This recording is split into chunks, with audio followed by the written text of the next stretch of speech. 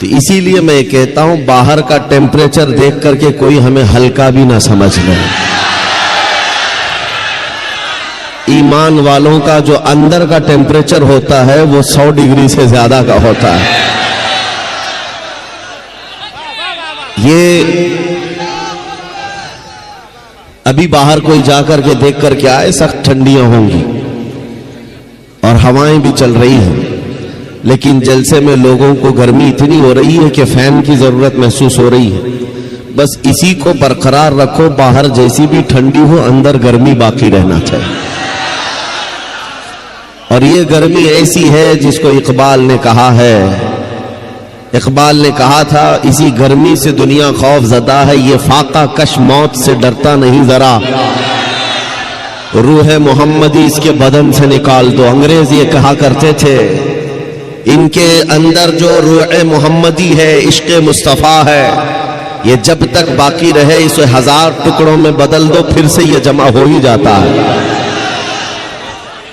عزیزان گرامی, ہماری تاریخ کا راز, ہماری تاریخ پر بڑی بڑی پی ایچ ڈیاں ہوئی ہیں, بڑے بڑے لوگوں نے اپنے مقالات لکھے اور تاریخ لکھی ہے. اس سے ایک مسلمان کی ملاقات ہوئی, اس نے پوچھا کس مسئلے پر آپ پی ایچ ڈی کر رہے ہیں؟ کہا کہ میں نے پی ایچ ڈی اس بات پر کی ہے کہ مسلمانوں میں فرقے بہت ہوتے ہیں اور کئی مرتبہ ان کو توڑا جاتا ہے, پھر یہ جمع کیسے ہوتے ہیں؟ 1400 سال میں کئی چنگیز آئے, کئی ہلاکو آئے, اور ہماری قوم کا پورا اس قدر نقصان کیا کہ ہمارے سروں سے مینار بنا دیے, بغداد کو ہمارے خون سے لال کر دیا, لیکن پھر بھی آج یہ اپنے آب و تاب کے ساتھ چمکتے ہیں. راز کیا ہے؟ تو اس بات پر پی ایچ ڈی چل رہی تھی. تو اس مسلمان نے پوچھا پھر آپ کس ریزلٹ پر پہنچے, نتیجہ کیا نکلا آپ کا؟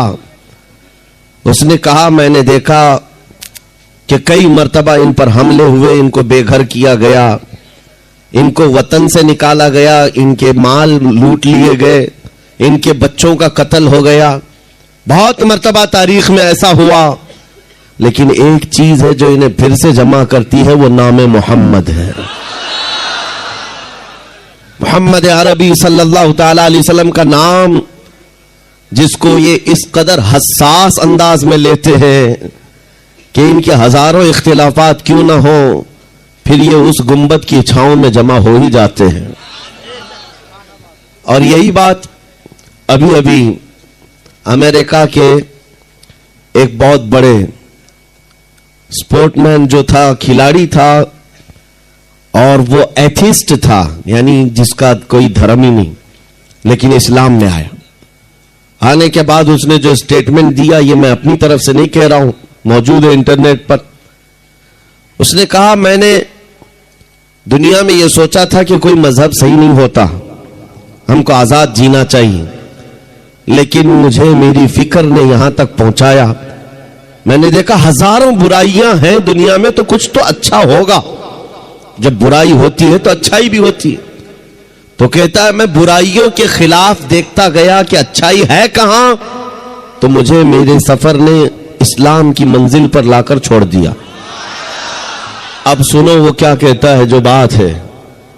اس نے ہنس کر کے ایک سٹیٹمنٹ دیا تھا کہ مسلمان بڑے غریب ہوتے ہیں, بہت ساری جگہوں پر یہ ان ایجوکیٹڈ بھی ہیں.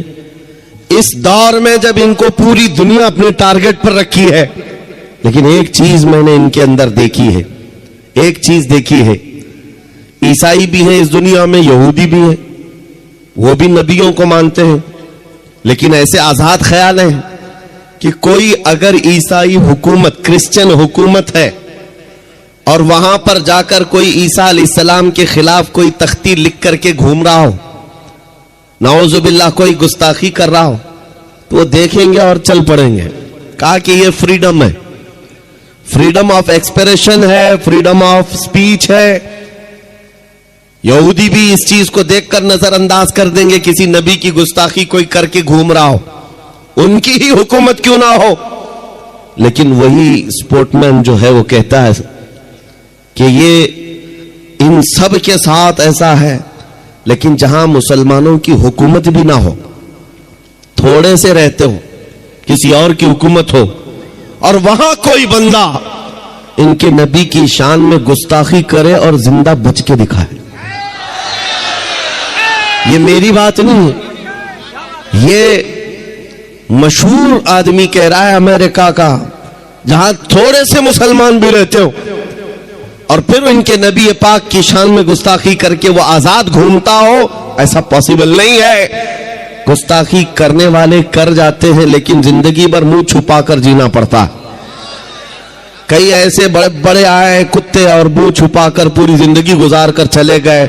ڈر کس بات کا ہے؟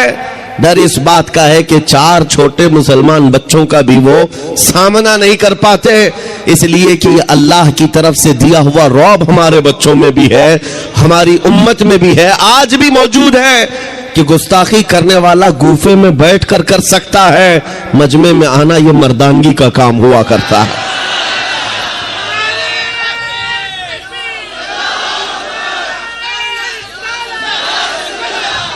اللہ کریم یہ جذبہ ہمیشہ سلامت رکھے.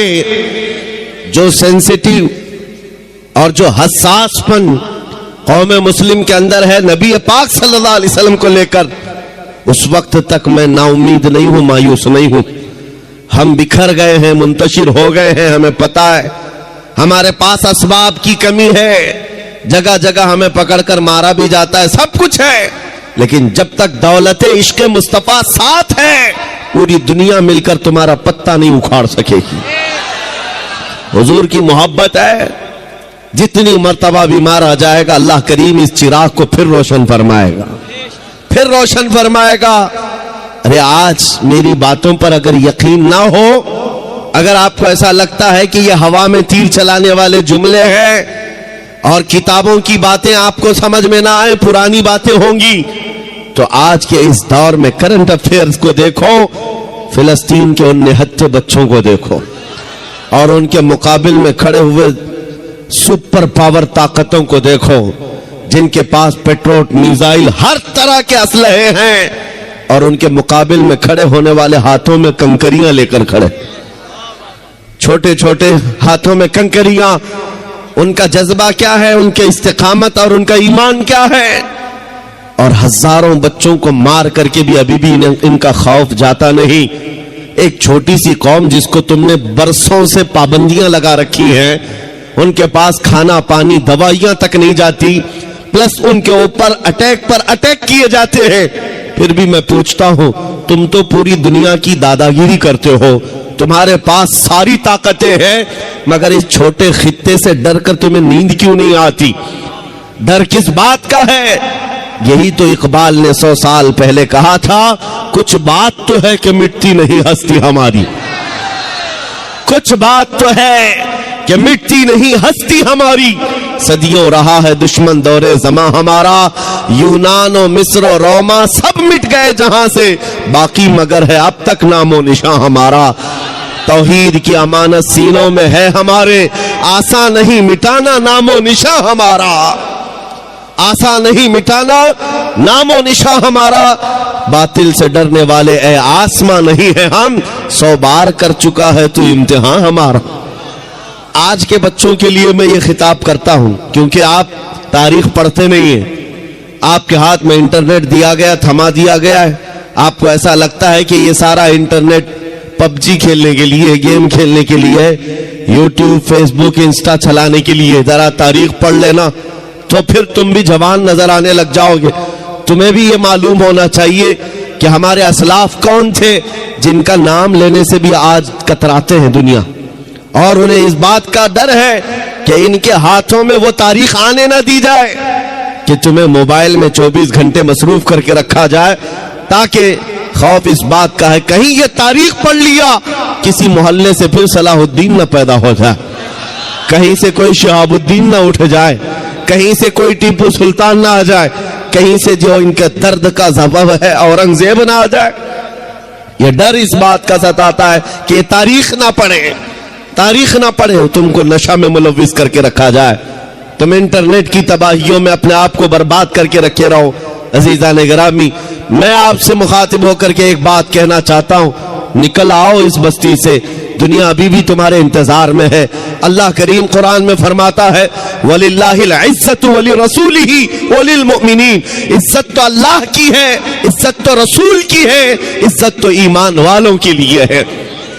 اور اللہ کریم فرماتا ہے وَكَانَ حَقًّا عَلَيْنَا نَصْرُ الْمُؤْمِنِينَ، ہم نے اپنے اوپر لازم کر لیا ہے، مدد کریں گے تو ایمان والوں کی مدد کریں گے۔ جب تمہارے پاس اتنی ساری باتیں ہیں موجود، اللہ کی مدد آئے گی تو پھر ڈرے سہمے جینے کی کیا وجہ ہے؟ اس طرح کی زندگی گزارنے پر مجبور ہونے کی کیا وجہ ہے؟ نکل آؤ۔ اور عزت جو آج بندے، آج جو نوجوان ماڈرنٹی میں ڈھونڈ رہے ہیں، ماڈرنزم میں ڈھونڈ رہے ہیں، ان کو ایسا لگتا ہے بالی ووڈ اور ہالی ووڈ کے پیچھے بھاگنے پر سٹار بن جائیں گے، خاک سٹار بنیں گے۔ وہاں کا حال تو یہ ہے جوانی ختم ہو گئی تو ریٹائرمنٹ مل گیا، اور جب چہرے پر جھریاں پڑ گئی، کمر ٹیڑھی ہو گئی، تو اب وہ پردے میں ناچنے والا نہیں ہوگا، دنیا دوسرا ہیرو ڈھونڈ لیتی ہے۔ وہاں بڑھاپا آ گیا تو اسے سائیڈ بٹھا دیا جاتا ہے، صرف اور صرف جوانی کا غازہ چمکاتا ہے اور جوانی کی خوبصورتی کو لوگ ہا ہا کرتے رہتے۔ لیکن جیسے جوانی ختم ہو گئی، عزت بھی چلی گئی، ڈیوٹی بھی چلی گئی، ریٹائرمنٹ کی ایک مشکل زندگی گزارنی پڑتی ہے، اس کو عزت کہاں کہا جاتا ہے؟ لیکن آؤ مصطفیٰ کریم صلی اللہ علیہ وسلم کے قدموں میں جو بندہ جتنا بوڑھا ہوتا ہے اتنی عزت اس کی بڑھتی چلی جاتی ہے۔ کیا آپ نے، ہو سکتا ہے یہاں وہ آنکھیں ہوں گی جو حضور تاج الشریعہ کو دیکھی ہوں گی، اعلیٰ حضرت عظیم البرکت کے اس جانشین کو دیکھی ہوئی آنکھیں ہوں گی، 75 سال کی عمر میں جو حسن و جمال لے کر کے وہ بکھیرنے اپنے مریدوں کے درمیان آتے۔ قسم خدا کی میں کہہ رہا ہوں، 1,00,000 جوان ایک طرف بٹھاؤ، ایک طرف جانشین اعلیٰ حضرت کو بٹھاؤ، 1,00,000 کی طرف تمہاری نظریں نہیں جائیں گی، اس ایک حسین چہرے کی طرف نظریں اٹھیں گی۔ وجہ کیا ہے؟ یہ حسن و جمال پاؤڈر لالی میک اپ کا نہیں ہے، میرے مصطفیٰ کے نام کی تم نے حفاظت کی تو اللہ تمہاری عزت کی حفاظت فرمائے۔ اگر حضور پاک کی عزت محفوظ ہے، ہم سب کی عزت محفوظ ہے، لیکن کوشش یہ بھی ضروری ہے، ہمارے اندر اتنا حساس پن ہونا چاہیے کہ ہم ہر چیز کو کمپرومائز کر لیتے ہیں، برداشت کر لیتے، لیکن نبی پاک صلی اللہ علیہ وسلم کی عزت کے خلاف کبھی برداشت نہیں کرتے۔ تاریخ کی سچائیاں یہ بتاتی ہیں، ہماری تاریخ یہی ہے۔ ایک صاحب جو ڈپارٹمنٹ سے تعلق رکھتے وہ مجھ سے کہہ رہے تھے مولانا آپ اتنا زیادہ ایگریسو کیوں بولتے، بھڑکاؤ بھاشن لگتا ہے۔ اگر سچی بات کہنا بھڑکاؤ بھاشن ہے تو آپ سنتے رہو۔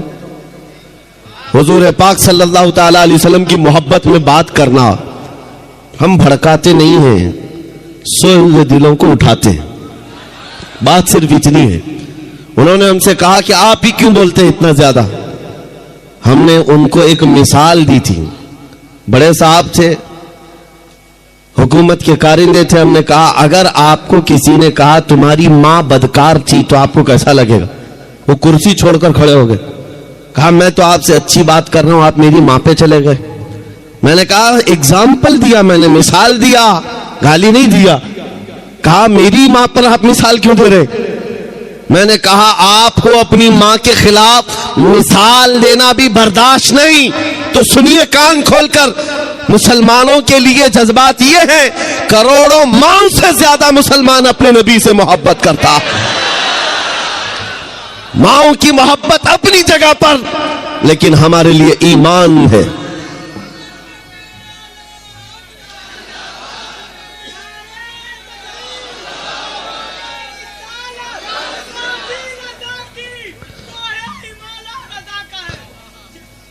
عزیزان گرامی، نبی کریم صلی اللہ تعالیٰ علیہ وسلم کے مقام و مرتبہ کا حال یہ ہے کہ وہ جان ایمان ہے، ہم سب کے لیے کیا ہے؟ جان ایمان ہے۔ اور اعلیٰ حضرت نے سچ کہا تھا، وہ جو نہ تھے تو اور وہ جو نہ ہو تو، جان ہے وہ جہان کی، اور جان ہے تو ہاں، اگر جان ہی نہ باقی رہ جائے تو پھر اس جہان کو لے کے مطلب کیا؟ اس کائنات کا کرنا کیا ہے؟ پوری کائنات کی جان میرے مصطفیٰ کریم کی ذات ہے۔ اور صحابہ کرام کی وہ مثالیں میں آپ کے سامنے رکھتا ہوں۔ عزیزان گرامی وقار، احد احد کے میدان میں شیطان نے ایک افواہ پھیلائی تھی کہ محمد الرسول اللہ صلی اللہ علیہ وسلم کا انتقال ہو گیا، حضور پاک کو شہید کر دیا گیا. یہ افواہ پھیلی. صحابہ کی محبت ایسی تھی کہ ان کے ہاتھوں سے تلواریں چھوٹ گئی، سب چھوٹ گئی. وہ جہاں تھے وہیں کھڑے رہ گئے. اس بنیاد پر کئی صحابہ کی شہادت ہوئی ہے. 70 صحابہ شہید ہوئے میدان احد میں. لیکن ان کے دل کے اندر کیا بات تھی؟ جب ان سے کہا جاتا اٹھو آگے بڑھو، تو کہتے کہ جب اللہ کے رسول ہی نہیں ہے تو پھر جینے کا مطلب ہی کیا؟ اس کے بعد زندگی کسے کہا جاتا ہے؟ نبی پاک صلی اللہ تعالی علیہ وسلم کے ساتھ ہم تھے. عزیزان گرامی وقار، وہ ہر شے میں مصطفیٰ کریم صلی اللہ علیہ وسلم کے جلوے دیکھتے تھے. آج امت کا حال یہ ہے کہ ہم محبت کے دعوے کرتے ہیں لیکن ہماری آنکھیں آج بے حیا ہو گئی. ہم کسی اور چیز کو دیکھ کر رات گزار رہے ہیں. آج ہمارے دلوں کے اندر نفسانیت غالب آنے لگ گئی. حضور کی محبت سب کے سینے میں موجود ہے لیکن اسے میدان میں لے کر اتار کر دکھانا نہیں چاہتے. تمہیں داڑھیوں سے نفرت کیوں ہوتی ہے؟ تمہیں ٹوپیوں سے الجھن کیوں ہوتی ہے؟ تمہیں حضور کی سنتوں سے الجھن کس بات کی ہے؟ تم ڈرتے ہو کہ میں سیکولر بن کر کے گھوموں گا، میں ایک سیکولر آدمی بن کر کے رہوں گا، ماڈرن مجھے دنیا کہے. تمہیں اپنے چہرے پر حضور کی سنت پسند نہیں ہے تو پھر کس محبت کا دعویٰ کرتے ہو؟ یاد رکھو، اگر تم نبی پاک صلی اللہ علیہ وسلم کی سنت پر عمل نہیں کرو گے تو پھر کسی اور سے کس بات کی امید ہے؟ دوسروں سے کس بات کی امید ہے؟ آؤ اے نوجوانوں، یہ عزم کر کے اٹھو کہ انقلاب آئے گا تو ہمارے عمل سے آئے گا انشاءاللہ.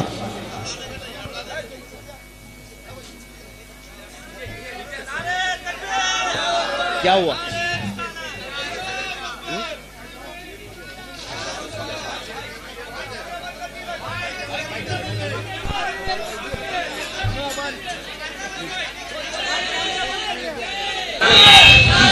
نعرہ تکبیر، نعرہ رسالت، شہزادگان حضور قمر ملت، شہزادہ قمر ملت.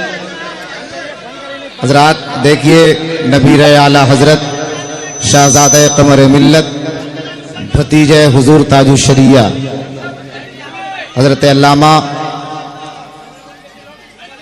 عامر رضا خان اور حضرت علامہ.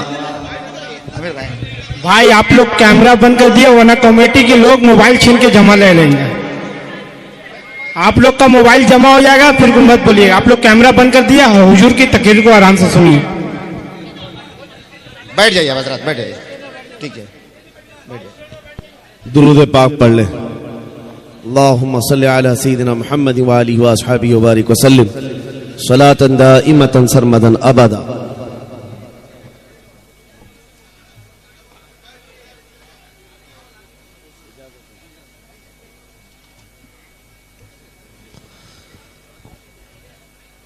قرآن پاک میں رب تعالیٰ نے فرمایا عزت اللہ کی ہے، عزت رسول کی ہے، عزت ایمان والوں کی ہے. آؤ میں آپ کو ایک مثال کے ذریعے بتاتا ہوں. ایک نام ایسا ہے جس کے ذکر سے ہی دلوں کے اندر ایک طبیعت کے اندر ایک ہلچل پن آ جاتا ہے اور جوش بیدار ہوتا ہے. اسی لیے میں بار بار کہتا ہوں ایرے غیرے نچو کھیرے کے نام بار بار لینے سے بہتر ہے نوجوانوں کو اگر کوئی نام علاج کے طور پر بھی بتایا جائے.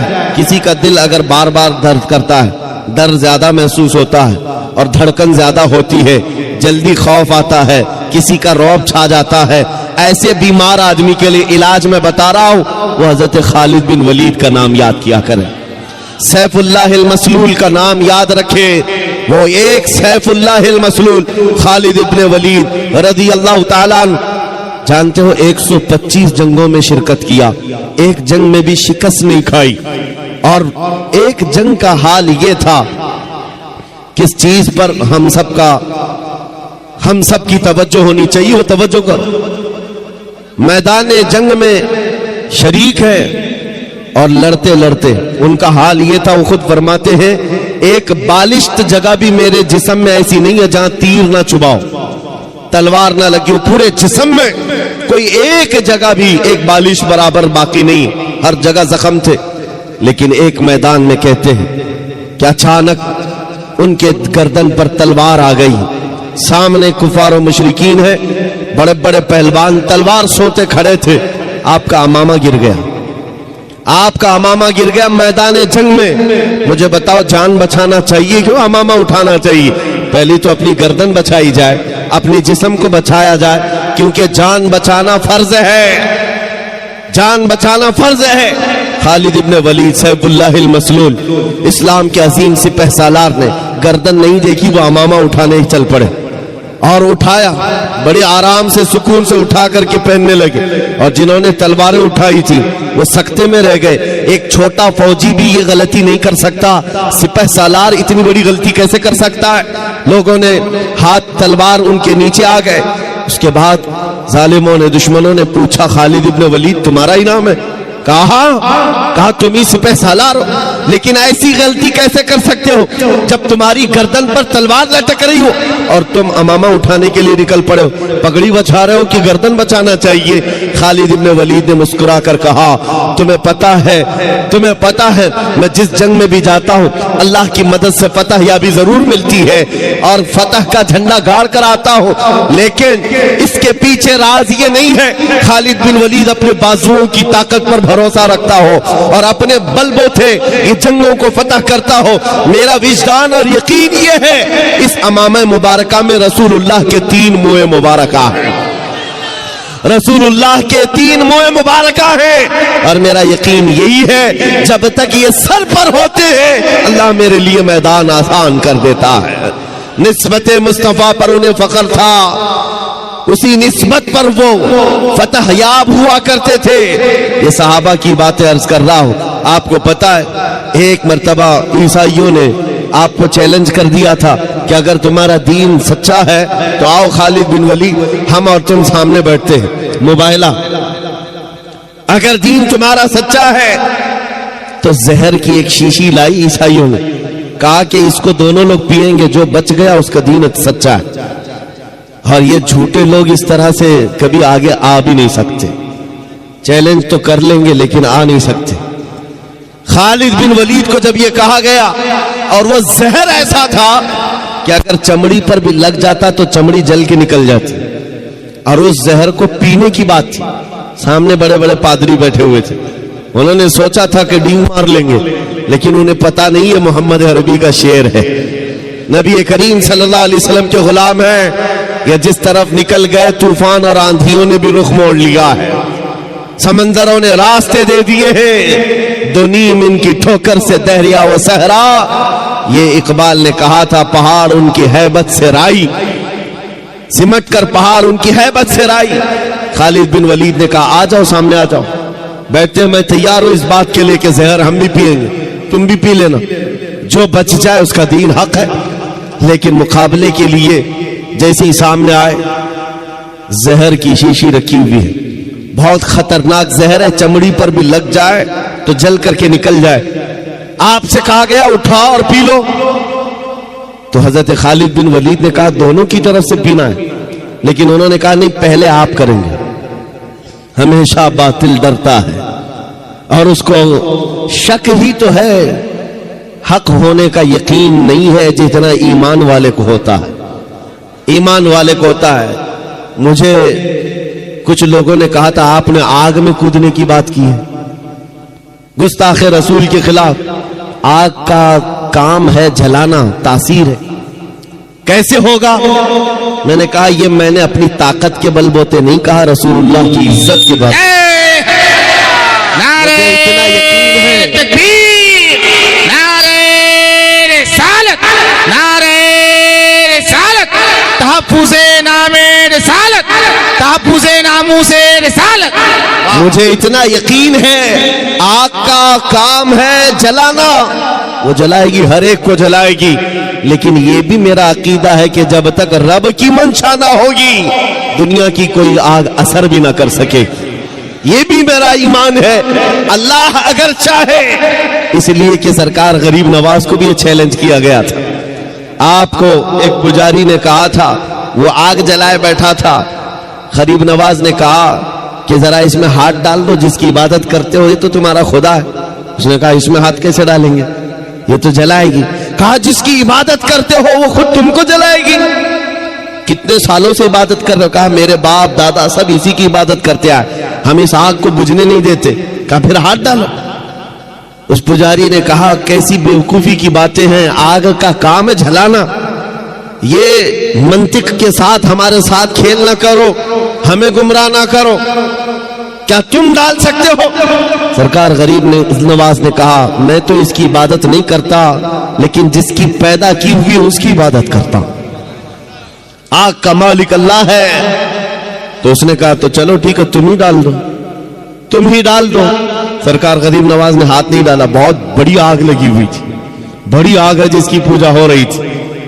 उस पंडित की गोद में एक छोटा सा बच्चा था, साल भर का, 1.5 साल का, उसकी गोद से बच्चे को ले लिया और आग में चले गए, अंदर चले गए। अब ये चीख पुकार करने लगा कि ये दुर्वेश आया, खुद भी जल गया, मेरे बच्चे को भी ले गया, और इतना हल्ला किया कि अंदर से वो नजर नहीं आ रहे थे। लोग जमा होने लग गए, आसपास के सब जमा हो गए, और सबको ये हैरत थी कि ये जलकर राख हो जाए, आग को बुझाएंगे तब ये मिलेंगे। काफी देर हो गई, मजमा जब इकट्ठा हुआ, कई पुजारी आए, तो सरकार गरीब नवाज अपना दामन झाड़ते हुए आग से बाहर तशरीफ ला रहे हैं। बच्चा भी गोद में मौजूद है, सही सलामत है। उसने छीन करके अपने बच्चे को लिया, जगह जगह पकड़ कर देखा, पेशानी भी ठंडी है, कपड़े भी ठंडे हैं, कोई गर्मी का असर नहीं है। मेरे अजीजों गरीब नवाज तो अल्लाह के वली हैं, उन्हें आग नहीं जलाई। बात तो समझ में आती, बच्चा पुजारी का था, ये क्यों नहीं जला?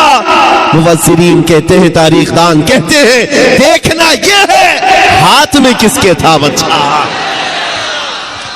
इसीलिए हम कहते हैं ख्वाजा का दामन, गौस का दामन, अरे जहां हाथ लग जाए उस पर आग नहीं लगती। मैं आपसे ये बात कर रहा हूं, हमसे भी कहा गया था ये कैसी बातें हैं, बड़े बड़े दावे हैं। हमने यही कहा हमारा दावा नहीं है, ये रसूलुल्लाह की इज्जत की बात है, ये नबी पाक की हुर्मत की बात है। आओ मैं सैयदना खालिद बिन वलीद की बात को मुकम्मल करूंगा। आप हजरत को जगह दे दीजिए।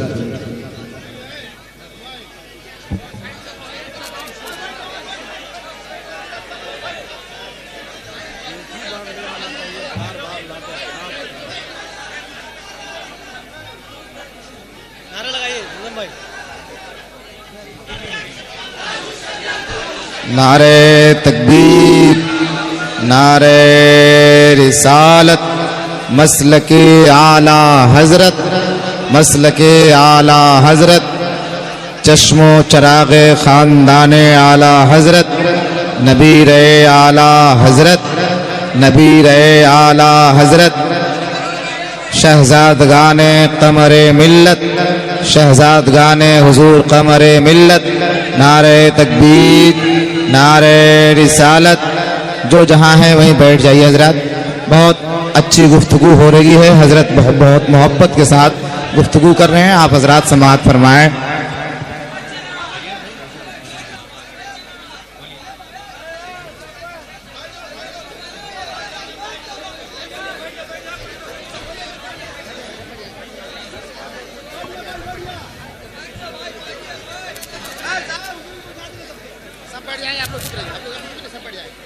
आप तवज्जो रखें, मुझे पता है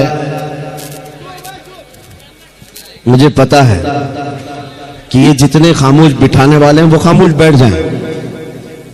और ये मजमे में रोज देखता हूं और एक बात कहता भी हूं कि किसी भी मिलिट्री और फौज को तो कंट्रोल किया जा सकता है, दीवानों को कौन संभाल सकता है? दीवाना तो दीवाना है और बड़ा सोच समझ के दीवाना बना है, तो इनकी कंट्रोलिंग किसी के हाथ में नहीं होती। हम खुद भी इसमें पिस के ही आते हैं, हर दिन हमारा हाथ जख्मी रहता ही है, हम मुसाफिर से सिर्फ। तो ये बात हम जानते हैं कि दीवानों को कोई कंट्रोल नहीं कर सकता। और इमाम राजी ने कहा था, जो हुजूर की मोहब्बत में रहता है वो कभी पागल नहीं होता। उन्होंने फरमाया था कि जो नबी पाक की मोहब्बत में होता है उसका दिमागी तवाजुन खराब नहीं होता, वो दीवाना नहीं होता। लेकिन साथ में एक जुमला और भी कहा है, और अगर कभी दीवाना बन गया तो सिर्फ उनके लिए बनता है, सिर्फ उनके लिए बनता है।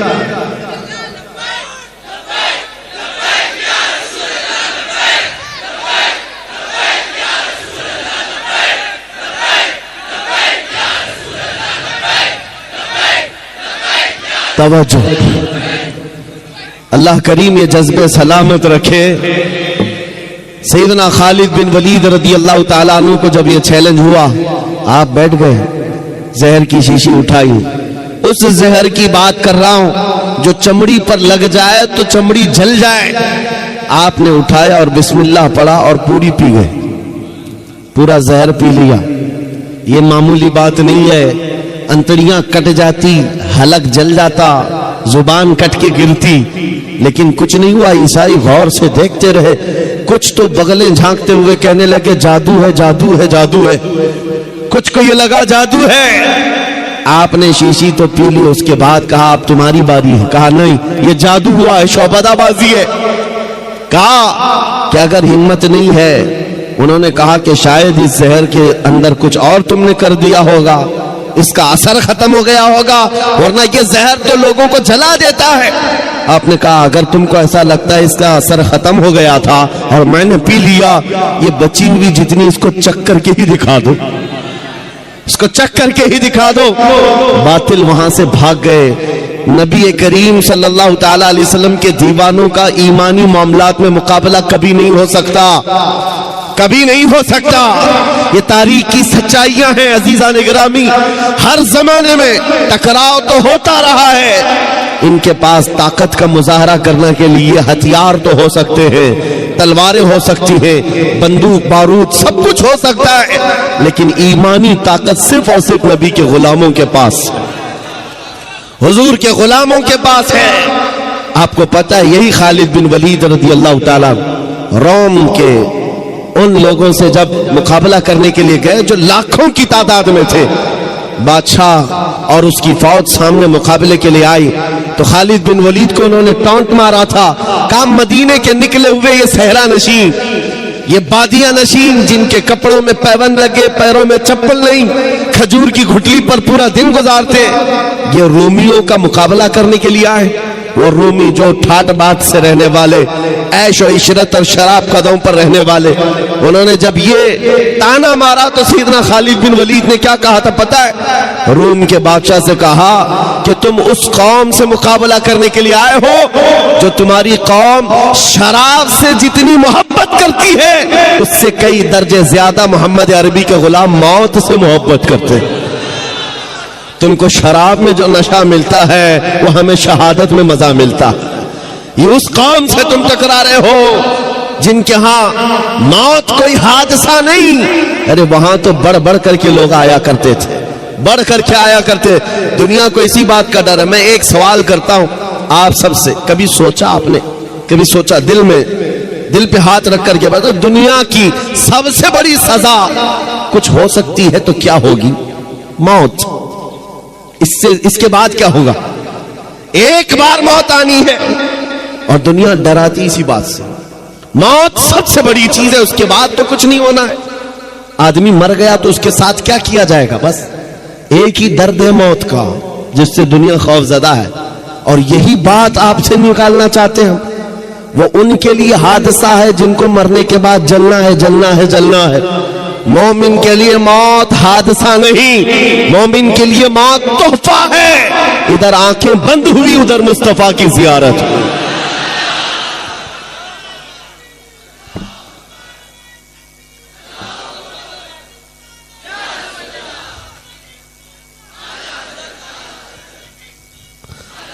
نبی کریم صلی اللہ تعالی علیہ وسلم کے غلاموں نے یہ جو استقامت دکھائی، ان کو یہ حقیقت معلوم تھی کہ عزت رسول اللہ کے قدموں میں ہے، عزت نبی پاک کے سے وابستگی میں ہے۔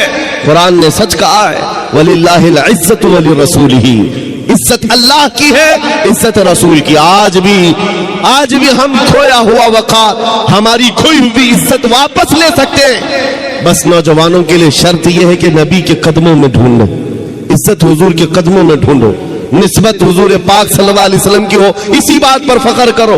تم اپنی دوسری چیزوں پر فخر کرنا چھوڑ دو کہ تمہارے پاس کتنا مال ہے، کتنی جائیداد ہے، عہدہ کیا ہے، منصب کیا ہے، خاندان کیا ہے، پراپرٹی کیا ہے، یہ گنوانا چھوڑ دو۔ فخر کرنے کی کوئی چیز ہے تو حضور کی غلامی پر فخر کرو، آپ کو پتا ہے وقت کا عبقری امام مجدد اعظم جس کے سامنے وقت کے بڑے بڑے فقیر اپنے زانو ادب طے کرتے ہوں، بریلی کا امام احمد رضا خان فاضل بریلوی، جن کے حالات یہ ہیں بیان کرتے کرتے زبانیں سوکھ گئی، لیکن اب تک ان کے علم کو بیان نہیں کیا جا سکا، ان کے تمام دینی خدمات کو بیان نہیں کیا جا سکا۔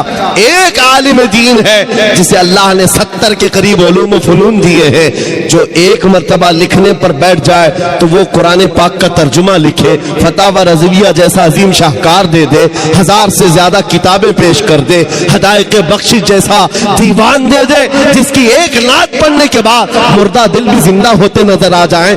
یہ سارے کمالات جس امام کے پاس ہیں، علم کا حال تو یہ ہے کہ وہ کوہ ہمالا نہیں، وہ ایسا مینار ہے جس کو دیکھنے کے لیے اچھے اچھوں کی ٹوپیاں گر جائیں۔ اس امام کی بات کر رہا ہوں، امام احمد رضا خان۔ صرف علم نہیں، تقویٰ بھی ہے، طہارت بھی ہے، اور فقہ بھی ہے، حدیث کا علم بھی ہے۔ اللہ نے ہر چیز سے نوازا ہے، اور دنیاوی چیزوں میں بھی کم نہیں، بڑے زمیندار بھی ہیں، کوئی غریب گھر سے نہیں، بڑے زمیندار، پورا کا پورا گاؤں آپ کی ملکیت میں آیا کرتا ہے، اور بچوں سے بھی اللہ نے نوازا ہے، ایسے بچے جس کو فخر کرنے کے لیے کیا نہیں ہے۔ ایک بیٹا مفتی اعظم ہے تو دوسرا حجت الاسلام ہے، وہ وقت کے اولیاء بیٹے ہیں، اور باپ دادا بھی کم نہیں ہے، ساری نسبتیں جس کے پاس ہے، فخر کرنے کے لیے کیا کم نہیں ہے۔ میرا باپ نقی علی خان، میرا دادا رضا علی خان، میرا بیٹا مفتی اعظم، میرا بیٹا حجت الاسلام، اعلیٰ حضرت یہ کہہ سکتے، اور میرے علمی کام یہ ہے فتاوی رضویہ تمہیں دے رہا ہوں، اور میرے نعتیہ دیوان حدائق بخشش دے رہا ہوں، قرآن کا ترجمہ کنز الایمان دے رہا ہوں۔ یہ ساری باتیں اعلیٰ حضرت نے کہیں نہیں دکھا سکو گے۔ ان ساری باتوں پر اس امام نے فخر کیا ہے تو کس بات پر؟ یہ کہتا ہے بریلی کا امام، اس گلی کا گدا ہوں میں جس میں مانگتے تاجدار پھرتے ہیں۔